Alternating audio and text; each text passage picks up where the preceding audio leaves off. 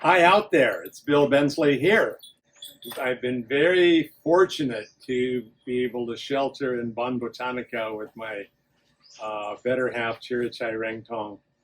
And we bought this home about 25 years ago, and it is a place of experimentation, which is a little bit different than most people's houses. So when I say that we're constantly under construction, I mean that. We're constantly under construction. There's always people here changing, painting. Right now we're changing the floor in my father's old bedroom. We've stripped off the paint, and we're now doing a big checkerboard. We're just drawing out the checkerboard in blue and yellow checkers, because, as I said, this place is a place for experimentation, and we want to learn something here. This is the place to make mistakes, because I design hotels all over the world, mostly in Asia, and we have to keep up. We have to keep on coming up with new ideas. So, and new puppies. This is Tommy. Say hi, Tommy. Well, Tommy, as you can see, has grown in just a few minutes that we're here. Now, this is Frankie. This is Jesse. He's the bully of the family. We've got 6 Jack Russells. This is Tommy back down here. I'll introduce you to the rest of the children later. What brought me to Asia was an errant question that I asked of Alek Bunag, a Thai architect, great friend of mine, at graduation when we were at Harvard in 1984. Graduation day, I said, Alek, where are you going for after graduation? And he said, I'm going to go to Singapore. And I said, well, where the hell is that? And he says, it's under China, south of China. And I said, well, that sounds good. Can I come? And he said, yeah, sure, why not? Yeah, come on. And 4 months later, I backpacked around Europe, and I ended up on his doorstep with about 17 bucks in my pocket. And the next day, I got a job at Belt Collins. And the next week, I got a job. I was assigned to a job to do the swimming pool at the Bali Hyatt in Sanur.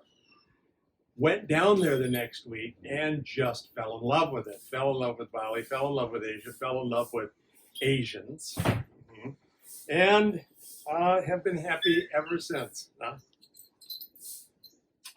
There is a wonderful silver lining to this whole COVID cloud, in that we now have time to really sit and design. And having been office bound, I haven't closed my office, having a skeletal staff and now a full-time staff, we have the time in order to really design every single detail. While we're not getting any new projects, that's okay, because we had such a backlog of projects that now I'm re-examining every single section, every detail, every piece of architecture, every sofa, couch, swimming pool that we've done in the last 2-3 years before it actually gets built. So I am very happy of the break. I think that the positive outcome from this COVID experience is going to be that needless travel is going to end, and it's certainly going to end for me.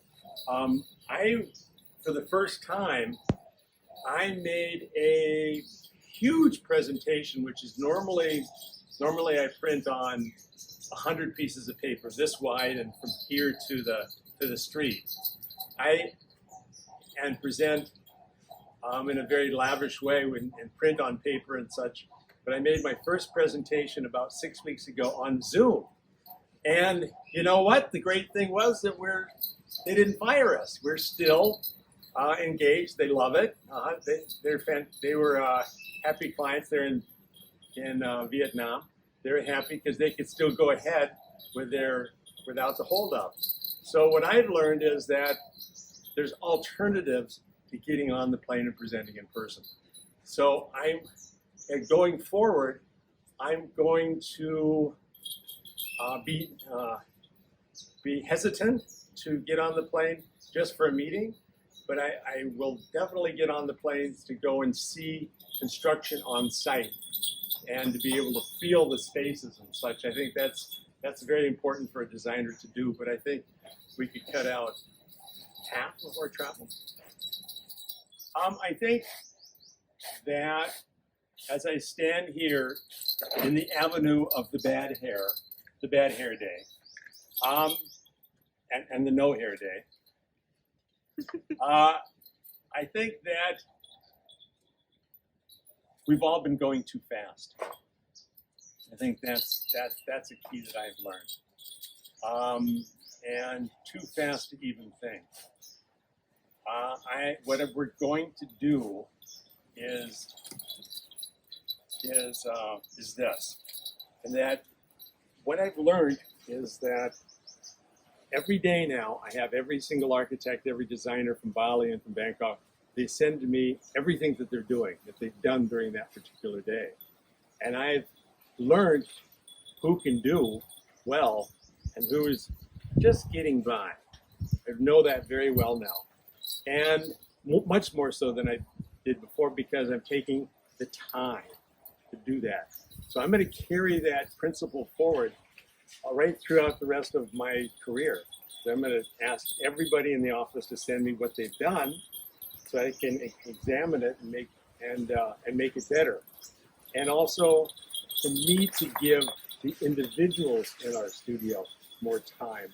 That's one of the things I want to do better in the future as well. Hopefully next month we're doing this fantastic project. It's a little tiny boutique hotel in Hanoi, in Vietnam. We are designing a 44-room, very sweet Capella hotel, where every single room has been designed to exonerate a turn of the century opera figure, or play, or plays. So our main dining room we call backstage, and it's all about going backstage. So there's dozens of costumes.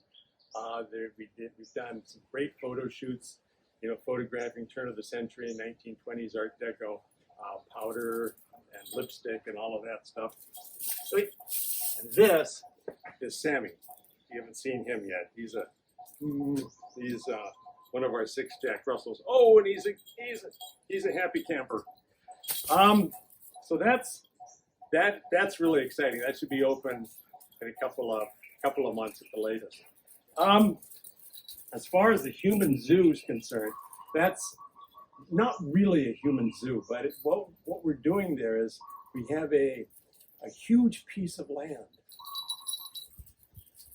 10,000 hectares, something like that, and we've been approved by the Communist government of Southern China, Zhangjiang actually, to be able to do a animal sanctuary.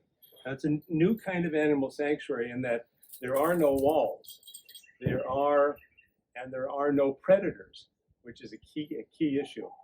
But so we have enough land there to be able to manage, as you do in Africa naturally, to be able to manage the migration of huge herds of animals, hoofed animals. We have 3 different sections of this sanctuary featuring Asian animals, Australian, and African. And right throughout the periphery, and it's a very large periphery, we have a train that runs, but we also have a series of single-loaded, sometimes multi-storied hotels, Hilton, Conrad, Waldorf Astoria, perhaps Four Seasons, and most importantly, Shintamani Wild, as that all around the periphery, we have these hotels that look into the sanctuary. And of course, like we do in Africa, we'll put salt licks, we'll put sources of waters, and also night lighting to be able to draw the animals towards the accommodations at nighttime. I'm particularly excited about this project because it not only appeals to the more wealthy Chinese that can afford a Four Seasons or Shintamani Wild, but it also will have a train which stops at 7 different parks all around the park, the sanctuary. And in each of these whistle stops, we call them, we will have almost a Broadway-like show, in Chinese, of course, that teaches young people. Remember now, the one child policy went out the window about 9 years ago. So by the time we're finished from now 4 years from now, there'll be lots of kids which are a very impressionable age, a big baby boom in China, if you will. So that's what we're focusing on. And because I am, and Sammy is, the owner of Shintamani Wild, and where we're getting a lot of poaching out of the Cardamom National Forest, and that poaching goes to the wealthy dinner tables, pangolins, etc., all going to wealthy dinner tables of the Chinese and the Vietnamese. I have a personal interest to educate as many people as possible on the fallacies of the perceived goodness of eating wildlife. And while it's illegal now, which is great, it's still going to take some time before actually the poaching stops. So that, in a nutshell, is why we're doing it. What's happening now, well, it's a really terrible blow in that we had to close all 4 hotels, but we are still keeping all of the staff on. They are now cross-training, so the front desk is now learning spa techniques, and the cooks are learning how to clean rooms, etc. And we're taking all those people that are don't have much to do, and we're going over every single room, painting every stick of furniture. We're painting it, polishing it, cleaning it. All the restaurants, they're all getting head to toe cleaning. Same with Shintamani Wild. Everything is, while it's already brand new, everything is being re-maintained. So when we do open, it'll be top notch. It'll be just so we're ready to go as soon as the Cambodian government lifts its restrictions for travel. What else can you do?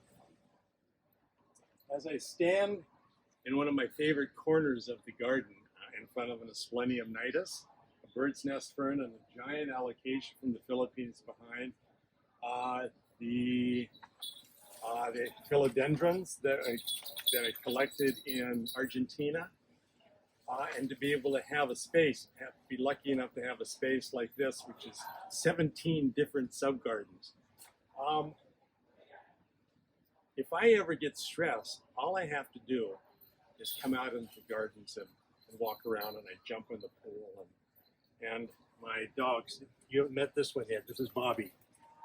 And my dogs, this is my favorite dog, he's the smartest one. He's second eldest, but he's a superstar. And my dogs help to relieve stress a lot. And certainly the COVID has been a very stressful time for us. So I find myself out in the gardens here a lot more than I have in many years. So I'm a lucky camper. Oh,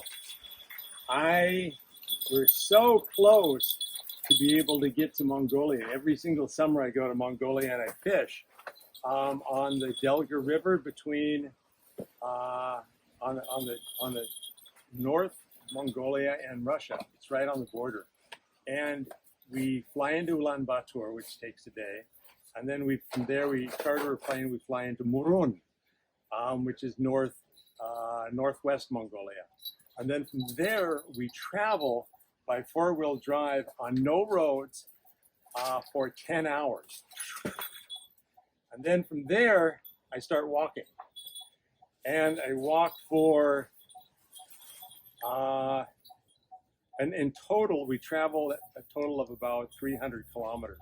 But in the first week, I probably walked for 50 kilometers.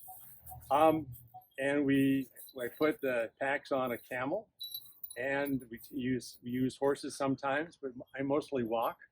And we get to places where we can catch up to, my record for one day is 85 trout that big.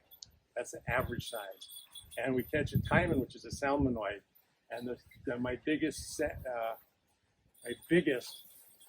fish taimen is 55 inches, which is about this big. Yeah, it's amazing. And we fish only with barbless hooks, and in 7 years we've never harmed one fish. No, I have harmed one fish. And that is what I'm looking forward the most, because of course there's no telephones there, there's no communication with the outside world. You're on your own. And it's a place that man hasn't screwed up yet.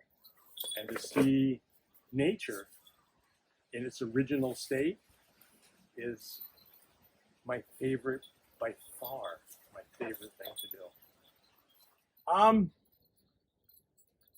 Always look on the bright side of life. Da-dum, da-dum, da-dum, da-dum. Yeah. I mean that seriously, that while there's some real hardships here, don't look at it that way. Look at it as opportunities. I certainly have.